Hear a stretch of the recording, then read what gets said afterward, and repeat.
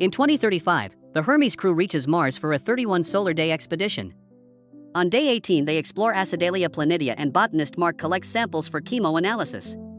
At that moment system operator Beth receives a dust storm warning from the computer and tells the crew to come back to the surface habitat called HAB. While watching the clouds approaching, Mark and chemist Alex say they should wait it out, but Commander Melissa predicts it'll be very destructive, so she orders everyone to evacuate. Once everyone is suited up, they open the door of the HAB and immediately get hit by the dust storm. They make an effort to push through and Mark stays at the end of the line to close the door. The storm may tip their Mars Ascent Vehicle or MAV soon, so they need to hurry, although Mark thinks they can anchor it using cables and the rover. Suddenly the satellite dish is blown off and everyone has to duck to dodge it, however Mark isn't fast enough and the dish hits him. As Mark is sent flying into the darkness, the computer receives a warning of a suit breach. They can't find him on the scanner and can't detect his vitals either. Melissa sends the rest of the crew to the MAV while she stays to search a little longer.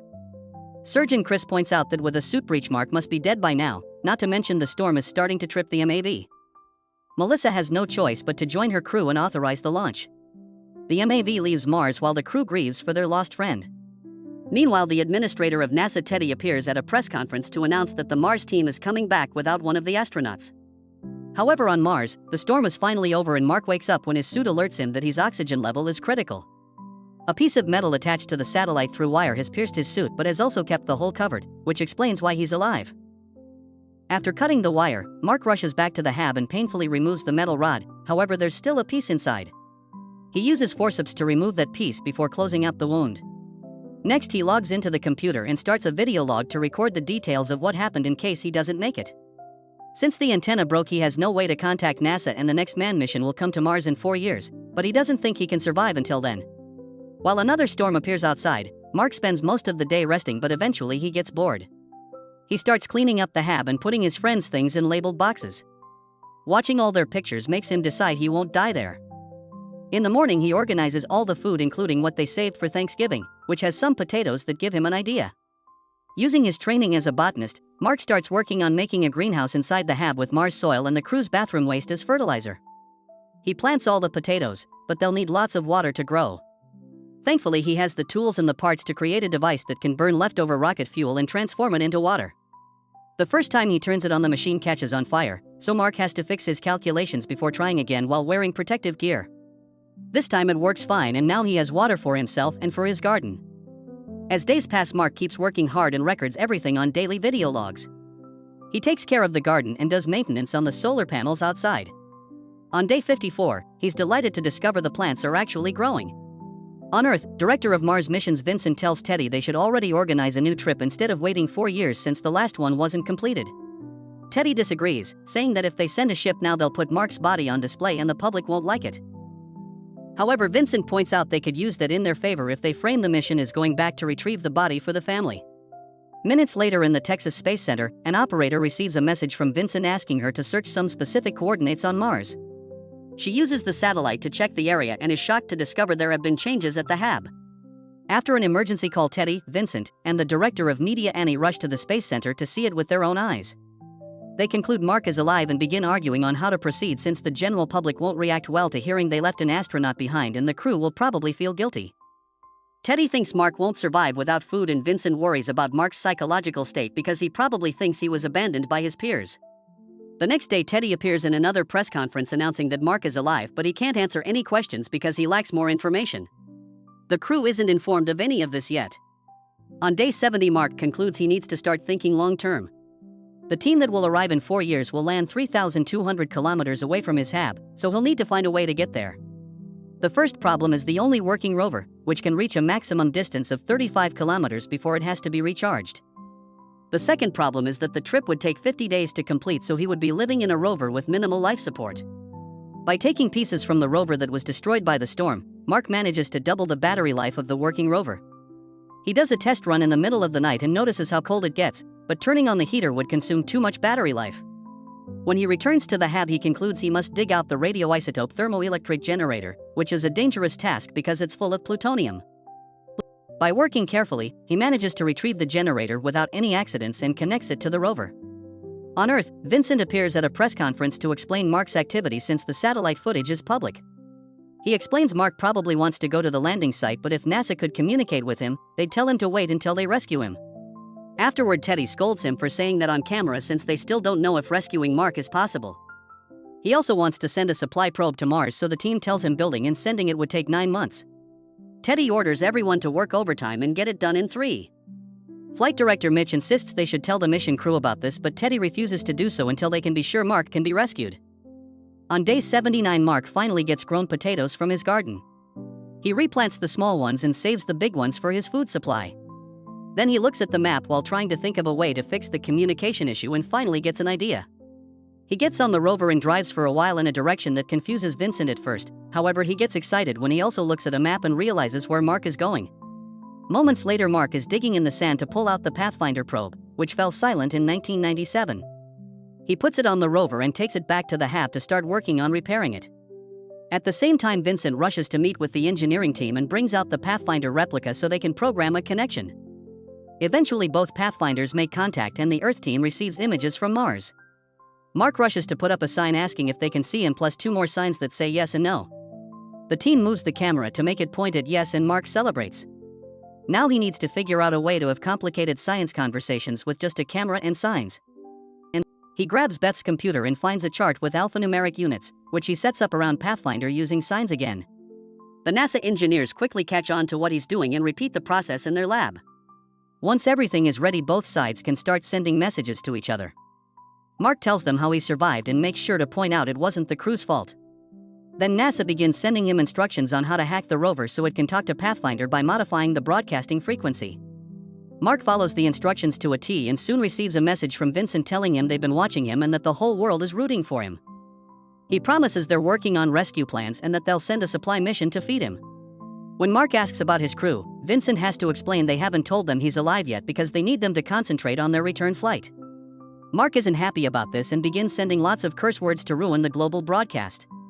Teddy has to speak to higher-ups and convince them Mark only acted like that because of stress, but Mitch convinces him to go behind Vincent's back and contact the crew. It's been 4 months since they left Mars and the team is surprised to find a video message for all of them. The astronauts gather around the screen and watch Mitch's video dropping the big news. Just as predicted, everyone feels guilty for leaving Mark behind. On day 128, Mark shares on his log how NASA keeps asking for updates on even the smallest things and now they want to micromanage his crops as if he didn't know what he was doing. He's also received lots of emails, including one from the president and another one from his university. They said that once you grow crops somewhere you've officially colonized it, so Mark announces he's colonized Mars. During the next transmission, NASA asks Mark to pose for a picture and Annie gets angry because he tries to be funny instead of doing something graceful for the press. Teddy tells her to post it anyway together with an announcement about sending him supplies in around 9 months. Food should last him until then, but Teddy worries something may go wrong. One night, Mark finishes doing some maintenance outside and goes back into the hab. However, there's a malfunction and the pressure causes a hole in the wall. Suddenly there's a small explosion and the airlock flies off, rolling around for a while until it crashes. Mark survives the incident, but there's a breach in his suit and he's losing oxygen. He uses tape to cover all the cracks and reseals the suit just in time. Then Mark returns to the hab and is devastated to discover the explosion burned all his plants. After grabbing some supplies, he goes to spend the night in the rover, where he yells in frustration before messaging Earth. At NASA, Vincent informs the others that the remaining food gives Mark around 200 days. Teddy immediately sends out orders to make everyone work faster on the supply probe. To keep him distracted, NASA connects Mark's signal to the Hermes and now they can message each other too. The next day, Mark cleans out the garden and seals the hole caused by the explosion. That night he tries rationing the remaining potatoes, but hearing another storm outside just makes his stress worse. On Earth, astrodynamicist Rich discusses the probe's travel time with a coworker. He makes a joke about Earth and Mars being badly positioned and this inspires an idea. Meanwhile, Teddy keeps trying to find spots in protocol where they cut time to get things done faster. On day 154, Mark has brought down his meals to the bare minimum and starts mixing them with medicine. 4 weeks later, the probe is finally ready and everyone at NASA gathers to watch the launch. At first it appears to go well, but soon they discover a very large precession and in just a few minutes, the probe blows up. The mood immediately drops in the room and Vincent has the hard mission of telling Mark when he asks for an update. On day 186, Mark sends Melissa a message asking her to check on his parents when she returns to Earth and tell them everything about their time on Mars. He wants them to know he loves them and that he died doing something greater than himself, which he's proud of. Meanwhile, the China National Space Administration watches Teddy during an interview explaining the probe failed because they cut time on the inspections. China has a more advanced booster that could help NASA do a faster launch, but it's always been classified information. So if they help, they need to keep it private and nobody in the world would know. Soon Teddy gets a call from them and he agrees to the confidentiality deal. While the NASA engineers try to get another probe done in 28 days, Rich finishes his calculations and flies to see Vincent to tell him he has a better plan. Vincent organizes a meeting and Rich does a visual demonstration of his plan using a stapler, Annie, and Teddy. Instead of sending the probe directly to Mars, they can use the Chinese booster to make it intercept Hermes. The crew can pick up the supplies and fly around Earth in a slingshot effect that will keep the speed and quickly send them back to Mars to rescue Mark, who will have to meet them in the MAV. However, this would add 500 more days to the cruise mission. Mitch thinks Melissa and the others should be allowed to decide if they want to do it or not, but Teddy doesn't want to risk losing an entire team and announces they'll stick to their original plan instead of Rich's. On the Hermes, Beth discovers an encrypted message and decodes it to discover Rich's plan. The crew gathers to discuss what they should do and Melissa takes a moment to remind everyone of the consequences. They won't see their families for another year and since it counts as mutiny, they'll be court-martialed. Not to mention the slingshot may go wrong and kill them all. However, the crew doesn't hesitate to vote in favor of doing it. At NASA, they receive a message from Beth with a joke about Rich before they notice the Hermes flying off course. Teddy has no choice but to send Annie to talk to the press to tell them about their new plan. He also guesses Mitch sent Hermes the information in secret and tells him that after this mission is over, he'll have to resign. On day 219, Mark starts working on modifying the rover since he'll need to carry lots of stuff to survive the trip to the crater where this other MAV is located. NASA runs the same tests in their labs and sends him updated information to help him along. The Chinese scientists come to the NASA offices to work on the booster, although there are many communications problems because of language and culture. The Hermes crew calls their families to inform them they'll have to wait 500 more days to meet again. Eventually, the rover is ready and Mark gives it a ride to confirm everything is working correctly. The new booster is also successfully tested and the probe launches without issues. The Hermes finds it near Earth and the crew attaches it to the ship. 7 months later, Mark finally gets ready to leave. He records his final log and turns off all the systems in the hab. Then he marks day 461 on the wall and signs it before getting in the rover. There's a long journey ahead of him and he has to stop regularly to recharge the rover using the solar panels he took from the hab. He uses those moments to admire the landscape and remind himself he's the first person visiting most of those places. During charging time, he also takes his naps. On day 517, Mitch and the engineers discover an issue. The Hermes can't enter Mars orbit because it'd leave them without enough fuel to come home.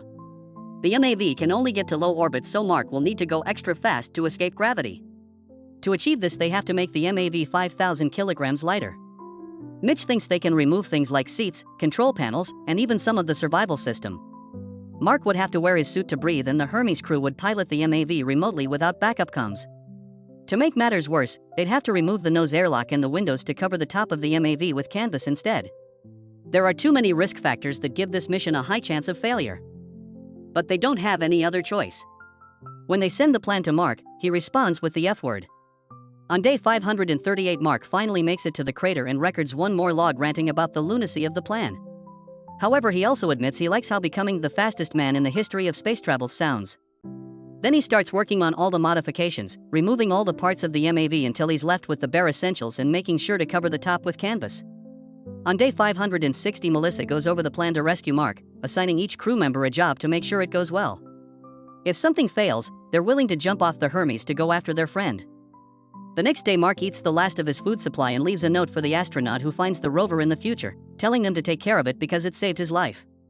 On Earth, people are gathering outside the NASA building and in the streets of big cities around the world to watch the rescue mission. After shaving his beard and cutting his hair, Mark puts on the suit and finally gets in the MAV. Now that the Hermes is close enough, they can communicate with Mark through the comms instead of sending texts, and he cries as he thanks his friends for coming back for him. Melissa does the countdown and the MAV takes off without any trouble. However, after just a few minutes of flying, the canvas is blown off and the pressure changes in the cabin, making Mark dizzy until he passes out. The Hermes remotely shuts down the booster and discovers that the MAV is out of fuel, which leaves it further from the main ship than planned. The crew can fix this by using some of their backup fuel, however that will make the speed go too fast for interception. At that moment, Mark wakes up and tells them he's fine if they don't count his broken ribs. When he hears about the problem, he proposes a new plan. He could pierce his suit and use the escaping air as a thruster to fly toward the Hermes. It's a bad plan, but it inspires Melissa with a similar idea. They could blow off an airlock and the escaping air would give them the kick they need. It's very risky, but they're out of options, so Melissa calls Alex and asks him to start making a bomb. Using the ship's supplies including simple sugar, Alex makes a bomb stronger than dynamite. Chris sets it up on the airlock before floating away. In the cockpit, the calculations reveal that there still will be a small difference in distance, so Melissa announces she'll go out and rushes to suit up. When the bomb finally explodes, the airlock is destroyed and creates the desired effect. Once the Hermes is as close to the MAV as possible, Chris hooks Melissa up so she can go on a spacewalk to rescue Mark. Unfortunately, the rope isn't long enough, so Mark gets to do his own idea. He pierces his suit and the air immediately begins pushing him around. He struggles to take control but eventually manages to fly out of the MAV. With her crew doing the calculations, Melissa fixes her course and reaches out to grab Mark when he passes by, however he's going too fast and their hands only bump. Thankfully, he manages to hold on to the rope and Melissa begins pulling until they can finally reunite. The crew pulls them in before informing Earth that the mission went well and everyone around the world celebrates. Once Mark has recovered from this experience and is healthy again, he becomes a survival instructor for astronaut candidates. 3 years later, a new mission to Mars is successfully launched. Thanks for watching. Please like and subscribe for more videos like this.